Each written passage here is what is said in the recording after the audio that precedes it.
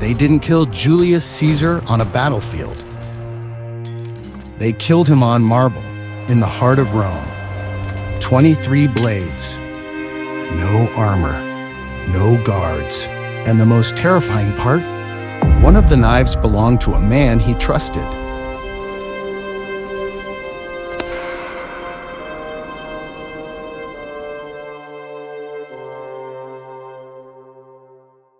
They killed him in broad daylight, not on a battlefield, not in a dark alley. They killed him in the heart of Rome, inside the Senate itself, where the Republic was supposed to be sacred.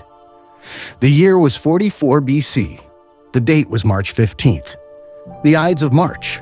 Picture it: marble columns, polished floors, the smell of incense and sweat, the hush before a speech. Senators in white togas, their faces calm, but their hands trembling beneath the cloth. One of them steps forward, smiling. Another closes the doors. And Julius Caesar, Rome's greatest general, Rome's most dangerous politician, walks in without armor, without guards, without fear. He had been warned so many times, a note pressed into his palm, a dream whispered by his wife, a prophecy from a soothsayer: beware the Ides of March. But Caesar had survived pirates, wars, assassins, and the fury of Rome's elite. He believed fate had already chosen him. He sits, and then a senator reaches for his toga. Another moves behind him. The first blade strikes. Caesar flinches, more surprised than afraid. Then another blade, and another. The room erupts, sandals scrape, fabric tears. Breath becomes shouting. A body falls against marble. Caesar tries to stand. He sees faces he recognizes, men he pardoned, men he promoted, men who once swore loyalty. And then he sees Brutus, not just a senator, not just a conspirator, a man Caesar trusted. For a heartbeat, Caesar's eyes widen as if his mind refuses to accept what his body already knows. And then he is gone. When the knives stop, the Senate floor is slick with blood. The Republic's defenders, those who called themselves liberators, stand over the body and wait for Rome to cheer. But Rome does not cheer. Rome goes silent. Because the truth is, they didn't just kill a man. They killed the last chance the Republic had to remain what it was. And to understand why Rome feared Julius Caesar enough to murder him, we have to go back. Back to the beginning. Back to a boy who learned early that in Rome, power was never given, it was taken. Julius Caesar was born into an old noble family, ancient, respected, but fading. He was not born rich. He was not born safe. Rome at the time was a city in crisis, torn apart by ambition, violence, and the endless hunger of men who wanted to rule. When Caesar was still young, a storm fell over Rome. A man named Sulla seized power and became dictator. Sulla did not govern with law. He governed with lists. Lists of enemies. Lists of names. And if your name appeared on the list, you were dead. Your property was seized. Your family was ruined. Your head could be displayed in the forum like a trophy. Caesar, barely a man, was commanded to divorce his wife, Cornelia, because she was connected to Sulla's enemies. It would have been easy to comply. Most men would have. Caesar refused. He refused Sulla. In Rome, that was madness. Suddenly, Caesar became hunted. He fled the city, moving from place to place, sleeping with one eye open. Soldiers searched for him. Informants listened for his name. At any moment, a door could be kicked in, a sword could be drawn, a life could end. But Caesar survived, and in the shadows, something inside him hardened into steel. Later, Sulla would spare him, but not without a warning that chilled even his allies. There are many Mariuses in Caesar, meaning the boy would grow into a threat, and Rome was right. Years later, Caesar sailed across the Aegean Sea. He was not yet famous, not yet powerful, but even then, he carried himself like destiny owed him something. Pirates captured his ship. They dragged him away like a prize. They demanded a ransom. When they told Caesar the amount, he laughed. Only that, he said, "You don't know who you've taken. I am worth far more." The pirates stared, confused. This prisoner did not beg. He did not plead. He judged them. And then he did something impossible. He began to command them. He told them to lower their voices when he wanted to sleep. He mocked their poetry. He recited speeches and demanded applause. He trained with weapons and laughed as if he was among servants. And he told them again and again, "When my ransom is paid, I will return. I will hunt you down, and I will crucify you." They laughed. They thought it was a joke. It was not. When Caesar was released, he did not run for safety. He did not disappear into Rome's politics. He raised a fleet. He hunted the pirates. He captured them, and he crucified them, not out of rage, out of principle, because Caesar was the kind of man who made promises the way others breathed, and he kept them. Back in Rome, Caesar stepped into politics, where words could be sharper than swords and betrayal could be more lethal than war. To rise in Rome, you needed three things: money, allies, and a reputation that could survive scandal. Caesar had the last one. He had charm that disarmed enemies and made crowds lean in. But he did not have money, so he borrowed. He borrowed as if failure did not exist. He borrowed for campaigns. He borrowed for speeches. He borrowed to host games and festivals for the people, grand spectacles of blood and glory that made his name echo in the streets. And Rome loved him for it. Some men bought power quietly. Caesar bought it loudly, brilliantly, publicly. He smiled as he sank deeper into debt, because debt was a leash, and Caesar planned to snap it. There is a moment in Caesar's rise that many forget, the night he gambled everything to become Pontifex Maximus, Rome's high priest. It was not just religion. It was influence, prestige, immunity. The night before the election, Caesar allegedly told his mother, "Tomorrow, I will either be the highest priest in Rome, or I will be in exile." That was Caesar. All in. Always. He won. And now, the city could not ignore him. But the Senate tried. They whispered that he was dangerous. They called him reckless. They said he was too loved by the mob. And in Rome, being loved by the people made you suspect. Because the Senate did not fear riots. They feared kings. To beat the Senate, Caesar did not rely on charm alone. He built a weapon. He allied with two of Rome's most powerful men. Pompey the Great, Rome's celebrated general, adored by soldiers and citizens, and Marcus Licinius Crassus, Rome's richest man, whose wealth could buy anything except respect. The three formed an unofficial alliance, what history calls the First Triumvirate. This was not a friendship. It was a pact. Pompey wanted land for his veterans. Crassus wanted political advantage. Caesar wanted the one thing that could save him from his debts and his enemies. A command. A war. A chance to become untouchable. The Senate underestimated him. They gave him Gaul. They thought it would keep him far away. They thought it would drain his ambition. Instead, they handed him the forge where he would be turned into a legend. Gaul was not one place. It was a world of tribes, proud, fierce, unpredictable. To Caesar, it was a stage. For nearly 10 years, Caesar fought in Gaul. He marched through forests where the trees were so thick sunlight died between them. He crossed rivers in winter. He burned villages. He besieged fortresses. He watched men die by the thousands. And he wrote about it, carefully. He sent reports back to Rome that painted him as Rome's protector and Gaul as a threat that only he could contain. Rome devoured his words. His victories made him rich. His victories made him feared. His victories made his soldiers worship him. And then, Gaul produced a leader strong enough to unite tribes that had once hated each other. His name was Vercingetorix, a young warrior king who realized something terrifying. Rome could not be beaten by a single tribe. Rome could only be beaten by a united Gaul. For the first time, Caesar faced a true opponent, and the war became personal. The showdown came at Alesia. Vercingetorix retreated into a fortified hilltop stronghold. Caesar followed and surrounded it. But here's what made Alesia a nightmare. Alesia had defenders inside. and relief armies gathering outside. Caesar was about to be crushed between two forces. So he did something almost insane. He built walls, not one wall. Two. One ring to keep Alesia trapped inside. Another ring to keep reinforcements out. Fortress around a fortress. Days became weeks. Hunger spread. Fear spread. Inside Alesia, people began to starve. They pushed their own civilians, women, children, elders, out of the gates, hoping Caesar would take them. Caesar refused.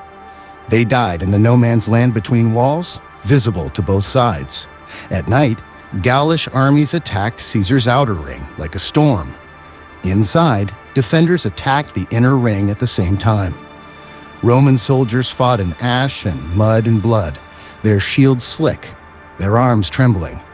And Caesar walked the line in a crimson cloak so his men could see him. He didn't hide. He showed himself like a living banner, because Caesar understood something timeless. Men will die for an idea, but they will die faster for a man they believe is destiny. In the end, Rome held. Vercingetorix surrendered. He rode out, threw his weapons at Caesar's feet, and waited. Gaul was broken. Caesar was unbreakable.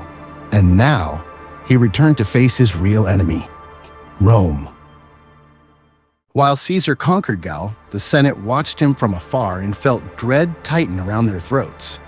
They told themselves they were protecting the Republic, but they were also protecting their power. A Roman general was not supposed to become too popular, not supposed to command too much loyalty, not supposed to return with an army that loved him more than Rome itself. And Caesar's army loved him. He had marched with them, slept with them, bled with them, paid them. They called him imperator. They would follow him to the end of the world. The Senate issued a command. Caesar must disband his army and return to Rome as a private citizen. To obey meant humiliation, trial, and likely death. To refuse meant war. Caesar asked for one compromise: allow him to keep legal immunity while he ran for office again. The Senate refused. And in doing so, they forced him into a corner where only one path existed: forward. In January 49 BC, Caesar reached a small river on the edge of Italy, the Rubicon. It was not wide, it was not deep, but it was sacred law. No general could cross it with an army. To do so was to declare war on the Republic. Caesar stopped on its bank. His officers waited. His soldiers stood still in the cold. In that silence, Caesar could have turned back. He could have surrendered to the Senate and begged for mercy. But Caesar did not beg. He looked at the water, and he understood the truth. If he crossed, there was no return. History would remember him as a traitor or a savior. Then he spoke softly, as if to himself. Alia Iacta estimated, the die is cast. He crossed the Rubicon. And Rome trembled. Panic spread through the city like fire. Pompey the Great, Caesar's former ally, was now his enemy. The Senate fled. Pompey fled. Rome's leaders abandoned the city rather than face Caesar's approach. Caesar entered Rome with speed that shocked everyone, not as a barbarian, not as a destroyer, as a man claiming what he believed was his. Then he pursued Pompey across the sea into Greece. Pompey gathered a massive army. He had numbers, prestige, resources. Caesar had something else: momentum, loyalty, and a mind that turned war into art. The decisive battle came at Pharsalus. Caesar was outnumbered. Pompey believed victory was inevitable. But Caesar anticipated Pompey's moves like he could see the future. When Pompey's cavalry charged, Caesar's men revealed a hidden line of infantry and struck upward into the riders' faces with their spears, brutal, close, personal. Pompey's cavalry broke, and once the cavalry broke, everything broke. Pompey's army collapsed. The great Pompey ran. And Caesar chased him like fate itself. Pompey fled to Egypt, seeking refuge. But Egypt was a court of knives and whispers ruled by a young king and his advisors. They believed they could impress Caesar by presenting him a gift: Pompey's head. When Caesar arrived in Egypt, They brought him the severed head of the man who had once been Rome's greatest hero. They expected gratitude. Caesar did not smile. He stared at it. Then he turned away in silence. Because Caesar understood something they did not. You don't earn respect by killing a defeated enemy. You earn it by facing him. And now Pompey was gone. But Egypt offered Caesar something else. Queen Cleopatra. She was young, brilliant, and dangerously ambitious. She did not meet Caesar like a servant. She met him like a rival. The story goes that she was smuggled into his quarters, hidden in a bundle of cloth. When the cloth unfolded, Cleopatra appeared like a vision from a myth.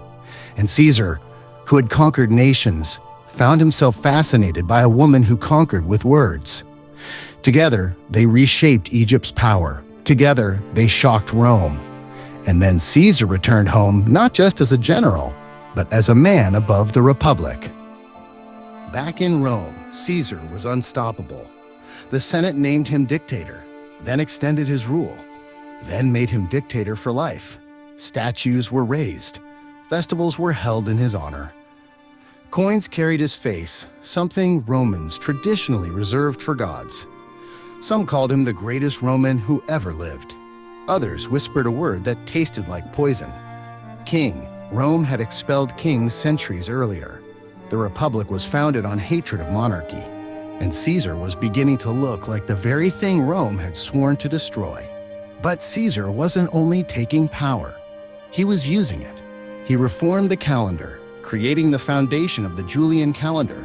He expanded citizenship. He planned projects, roads, laws. He pardoned enemies again and again, offering mercy like a weapon of control. Yet the more he gave, the more Rome's elite feared him, because Caesar did not need them. And to a Senate built on relevance, being unnecessary is death.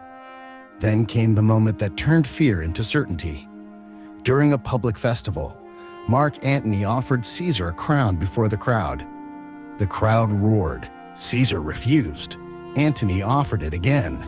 Caesar refused again. A third time, the crown was offered. A third time, Caesar refused. Some say it was theater, a test, a way to see how Rome would react. But the damage was done, because even if Caesar refused the crown, Rome had seen it. The possibility, the shape of monarchy forming in real time. And in the shadows, senators began to meet, not to debate, not to vote, to plan murder. The conspirators told themselves a story. They were not traitors. They were not assassins. They were liberators. They said Caesar had to die to save the Republic. But the truth was darker. Some feared Caesar's power. Some feared losing influence. Some feared being replaced. Some hated him for humiliations they never forgot. And some, like Brutus, were trapped between loyalty and ideology. Brutus had been close to Caesar. Caesar had trusted him. Caesar had spared him. But Rome whispered into Brutus's ear, "If you love the Republic, prove it." And the more Caesar rose, the more Brutus felt the weight of history pressing down on his shoulders. The conspirators chose their moment carefully. March 15th. A Senate meeting. No guards, no armor, just togas and hidden blades. That morning, Caesar's wife Calpurnia begged him not to go. She had dreamt of his death. She had seen him bleeding in her sleep. Caesar hesitated. For a moment, it seemed like he might stay home. But Caesar's enemies understood him. They knew his weakness. Pride. A man arrived to persuade him, telling him the Senate was waiting, that Rome expected him, that staying home would make him look afraid. Caesar rose. He left. A soothsayer stood in the street as Caesar passed. "Beware the Ides of March," the man warned. Caesar smiled and answered, almost amused, "The Ides of March have come." The soothsayer replied, "Aye, but they have not gone." Inside the Senate, the conspirators waited, hiding their panic behind calm faces. Caesar entered. He moved toward his seat. A senator approached and petitioned him, pulling his toga as a distraction. Then the first blade struck. Chaos erupted. Caesar tried to defend himself, but the knives came from every direction. Stab after stab after stab. He saw men he knew. men he had forgiven. Then he saw Brutus. And in that moment, something broke in Caesar's face. Less fear, more betrayal. As the final blows fell, Caesar stopped resisting. He pulled his toga over his head, a final act of dignity, and he collapsed at the base of Pompey's statue. The irony was brutal. Caesar died beneath the gaze of the man he had defeated. When the knives stopped, Caesar had been stabbed 23 times. The liberators raised their bloody hands and declared Rome free. But Rome did not celebrate. Rome recoiled, because the republic they claimed to save was already dying. After Caesar's death, Rome did not return to peace. It plunged into war. The conspirators had expected applause. Instead, the people mourned Caesar. They remembered his gifts, his games, his reforms, his victories. At his funeral, Mark Antony spoke over Caesar's body and turned grief into fury. Rome erupted, the conspirators fled, and a new generation rose from Caesar's shadow, his adopted heir, Octavian, who would become Augustus. The Republic, wounded for years, could not survive the chaos Caesar's death unleashed. And so the very thing the conspirators feared became inevitable: an empire. Not because Caesar crowned himself king, but because Rome killed the only man powerful enough to control what came next. Julius Caesar's rise shattered the Republic's balance. Julius Caesar's death shattered its last stability. Rome feared Caesar. Rome murdered Caesar. And in doing so, Rome became Caesar. Julius Caesar was not born a tyrant. He was forged by Rome, by its violence, its ambition, its hypocrisy, its hunger.